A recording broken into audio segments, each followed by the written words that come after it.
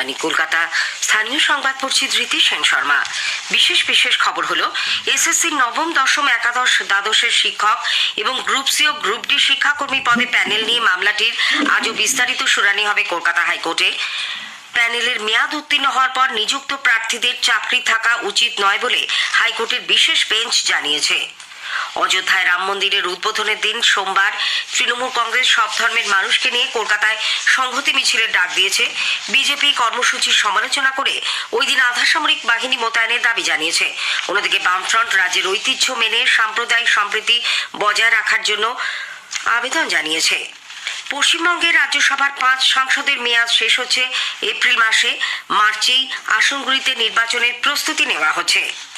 Metro রেলের সম্প্রসারণের জন্য দক্ষিণেশ্বর স্কাইওয়াক ভাঙতে দেওয়া হবে না বলে মুখ্যমন্ত্রী স্পষ্ট জানিয়েছেন।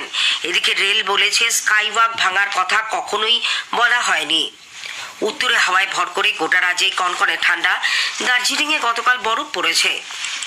রাজ্য সরকার এশিয়ান গেমস ও জাতীয় প্যারা অলিম্পিক্সে জয়ী ক্রীড়াবিদদের সম্বর্ধনা জানাবে। আসি বিস্তারিত খবরে। এসএসসি নবম, দশম, একাদশ, দ্বাদশের শিক্ষক এবং গ্রুপ সি ও গ্রুপ ডি শিক্ষাকর্মী পদে প্যানেল নিয়ে মামলাটির আজও বিস্তারিত শুনানি হবে কলকাতা হাইকোর্টে। ওই প্যানেলের মেয়াদ উত্তীর্ণ হওয়ার পর নিযুক্ত প্রার্থীদের চাকরি থাকা উচিত নয় বলে হাইকোর্টের বিশেষ বেঞ্চ গতকাল জানায়। 2 বিচারপতি দেবাংশু বসাক ও মোহাম্মদ শাব্বার রশিদির ডিভিশন বেঞ্চ এসএসসি মামলায় তাদের পর্যবেক্ষণে বলেন, প্যানেলের মেয়াদ শেষ হওয়ার পর কোনো প্রার্থী চাকরি পেয়ে থাকলে তার থাকা ঠিক নয়।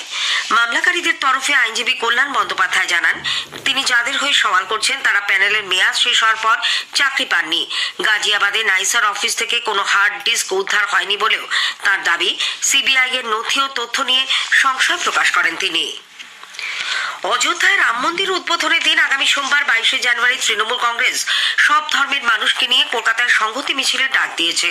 দলনেত্রী মুখ্যমন্ত্রী মমতা ব্যানার্জি গতকাল নবান্নে সাংবাদিকদের জানান, কালীঘাট মন্দিরে পুজো দিয়ে তিনি হাজরা মোড় থেকে পার্ক সার্কাস ময়দান পর্যন্ত এই মিছিলে পা মেলাবেন।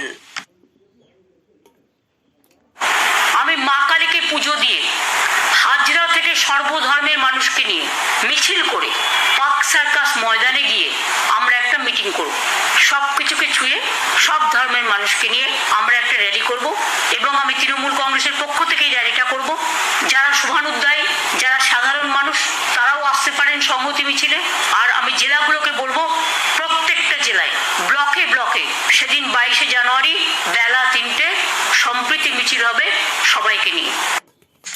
এদিকে বিজেপি তৃণমূল কংগ্রেসের এই মিছিলকে সাম্প্রদায়িক বিভাজনের যাত্রা আখ্যা দিয়েছে। দলের রাজ্য মুখপাত্র শ্রমিক ভট্টাচার্য বলেছেন, এর মধ্যে দিয়ে মুখ্যমন্ত্রী রাজ্যের ধর্মান্ধ মৌলবাদীদের পাশে থাকার বার্তা দিতে যাচ্ছেন। রাম মন্দিরের প্রাণ প্রতিষ্ঠার জন্য সারা দেশ তথা বিশ্বের মানুষ যখন অধীর আগ্রহে অপেক্ষা করছেন, তখন সেই ব্রাহ্ম মুহূর্ত থেকে রাজ্যের মানুষকে দূরে সরিয়ে রাখতেই এই কর্মসূচি। বিরোধী দলনেতা শুভেন্দু অধিকারীও তৃণমূল কংগ্রেসের কর্মসূচির সমালোচনা করে ওই দিন আধা সামরিক বাহিনী মোতায়েনের দাবি জানিয়েছেন। পশ্চিমবাংলার মানুষের কাছে এটা ভেরি অ্যালার্মিং। রাজ্যের পুলিশ মন্ত্রী এবং শাসক দলের মুখিয়া তিনি এই ধরনের আগুন লাগানোর চেষ্টা করছেন।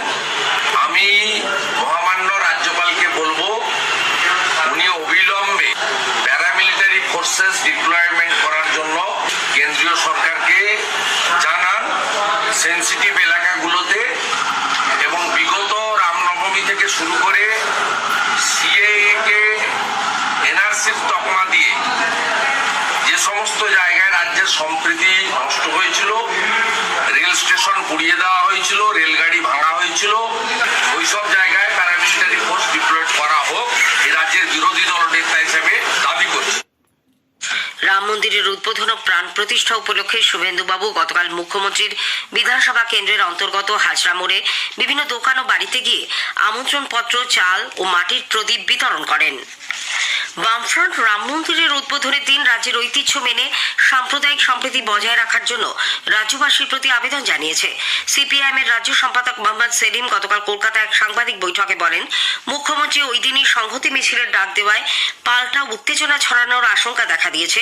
প্রতিযোগিতামূলক সাম্প্রদায়িকতা যারা করেন তারাও এই সুযোগে সক্রিয় হচ্ছে বলে সেলিম দাবি করেছেন। নির্বাচনে ভোটের হার বাড়ানোর জন্য, সমর্থন হার বাড়ানোর জন্য ধর্মকে বর্ম হিসেবে ব্যবহার করা হচ্ছে। মুখ্যমন্ত্রী বলেছেন উনি সকালে যাবেন, মন্দিরে পুজো দেবেন, তারপরে তিনি সমস্ত মিছিল করবেন।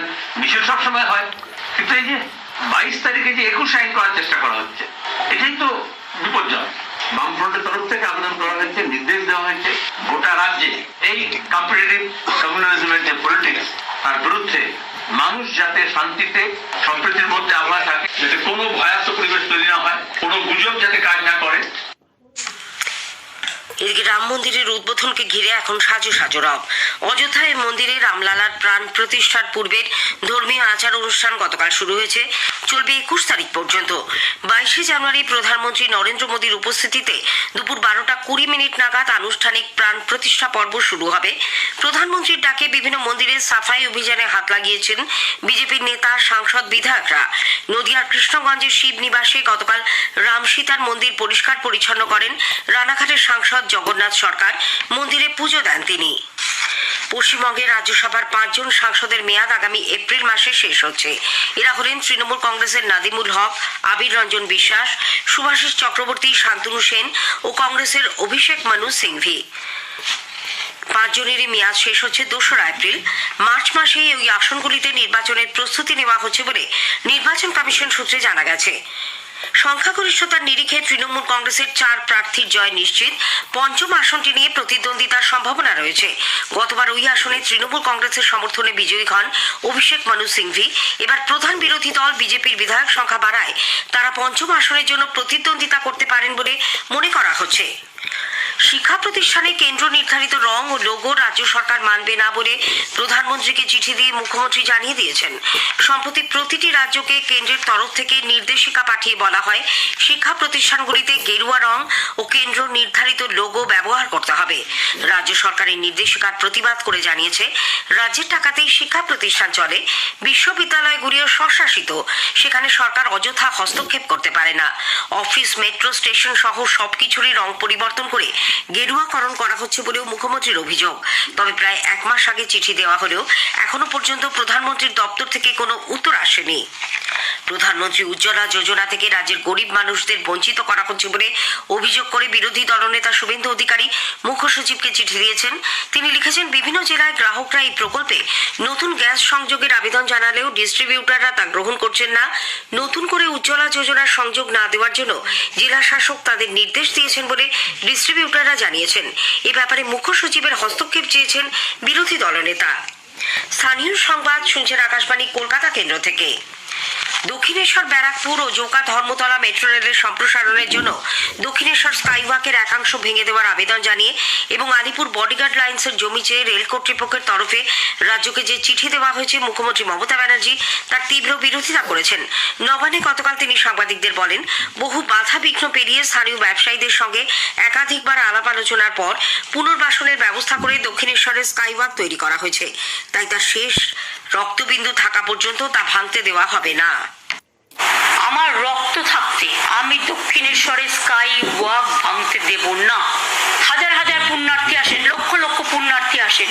আমি স্কাই ওয়াক করেছিলাম, এটা আমার হৃদয়ের একটা মণিমুক্তর মতো। বলছে বেহালা আমরা করবো তখনই যখন বডিগার্ড লাইন ভেঙে দেওয়া হবে। কেন আমি বডিগার্ড ভাঙবো? বডিগার্ড পুলিশের একটা হেরিটেজ। কয়েক কোটি টাকা খরচ করে আমরা বডিগার্ডের সুয়ারেজ করে এই জায়গাটাকে আমরা এবারে পুরো জল মুক্ত করেছি, মানে জমে যাওয়া জল। তার পাশেও তো জায়গা আছে, ডিফেন্সের অনেক জায়গা আছে রেড রোডের ওপর দিয়ে, আর ওটা তো ওদের কাজে লাগছে না। ওরা রেড রোডের পাশ দিয়ে জায়গা দিতেই পারে, ময়দানের পাশ দিয়ে, কি আপত্তি আছে? অনেক জায়গা করে আছে। আমাকে বললো আমি জায়গা দেখিয়ে দেবো, সম্পূর্ণ সহযোগিতা আমাদের থেকে আছে। অন্যদিকে দক্ষিণেশ্বর স্কাইওয়াক ভাঙা হবে একথা কখনো বলা হয়নি বলে রেল জানিয়েছে। মেট্রো রেলের মুখ্য জনসংযোগ আধিকারিক কৌশিক মিত্র বলেন, রিউমার একটা ছড়িয়ে দেওয়া হয়েছে যে রেলওয়ে চাইছে স্কাইওয়াকটাকে ডিমলিশ বা স্কাইওয়াকটাকে ইনফ্রিজ করা। No, never. রেলওয়ে কখনোই চায় না স্কাইওয়াকটার কোনো ক্ষতি হোক। আমরা যেটা চেয়েছি যে আমাদের একটু অতিরিক্ত এয়ার স্পেস দরকার, নট ল্যান্ড। স্টেট গভর্নমেন্ট আমাদের প্রত্যেকটা প্রজেক্টে প্রচুরভাবে সহযোগিতা করে। এই প্রজেক্টে যদি কোনো অসুবিধা থাকে, we will think about it. দেখা যাক অ্যামিকেবলি সলিউশন কিছু বেরোবে, কলকাতাবাসীর জন্য ভালো হবে, এটা আমি আশা করি। উত্তরে হাওয়ায় ভর করে গোটা রাজ্যেই কনকনে ঠান্ডা। দার্জিলিংয়ে গতকাল বরফ পড়েছে। তীব্র ঠান্ডা ও দমকা হাওয়ার মধ্যেই উৎসাহী পর্যটকেরা টুমলিং থেকে সিংলিলা পর্যন্ত তুষারপাত দেখতে ভিড় জমান। সুকিয়া পোখরি সহ একাধিক জায়গায় গতকাল হালকা থেকে মাঝারি বৃষ্টি হয়। এদিকে বঙ্গোপসাগরে উচ্চচাপ বলয় এবং পশ্চিমী ঝঞ্ঝার প্রভাবে উত্তরবঙ্গে আজও বৃষ্টির সম্ভাবনা। দক্ষিণবঙ্গেও আজ এবং আগামীকাল হালকা থেকে মাঝারি বৃষ্টির পূর্বাভাস রয়েছে। কলকাতায় আজ সকালে সর্বনিম্ন তাপমাত্রা গতকালের তুলনায় সামান্য কমে হয়েছে 13.4 ডিগ্রি সেলসিয়াস, স্বাভাবিকের 1 ডিগ্রি নিচে। রাজ্যের প্রাক্তন আইনমন্ত্রী ডায়মন্ড হারবারের সিপিআইএম বিধায়ক আব্দুল কাইয়ুম মোল্লা প্রয়াত। গতকাল বিকেলে ডায়মন্ড হারবারের একটি বেসরকারি হাসপাতালে হৃদরোগে আক্রান্ত হয়ে তিনি শেষ নিঃশ্বাস ত্যাগ করেন। বয়স হয়েছিল 94 বছর। রাজ্য সরকার এশিয়ান গেমস ও জাতীয় প্যারা অলিম্পিক প্রতিযোগিতায় জয়ী ক্রীড়াবিদদের সম্বর্ধনা দেওয়ার সিদ্ধান্ত নিয়েছে। মুখ্যমন্ত্রী মমতা ব্যানার্জি গতকাল নবান্নে সাংবাদিকদের বলেন, আগামী 25শে জানুয়ারি এই দুই প্রতিযোগিতার বিভিন্ন ক্ষেত্রে পদক পাওয়া 322 জন ক্রীড়াবিদকে আর্থিক পুরস্কার মূল্য সহ সম্বর্ধনা দেওয়া হবে। স্থানীয় সংবাদ শেষ হলো।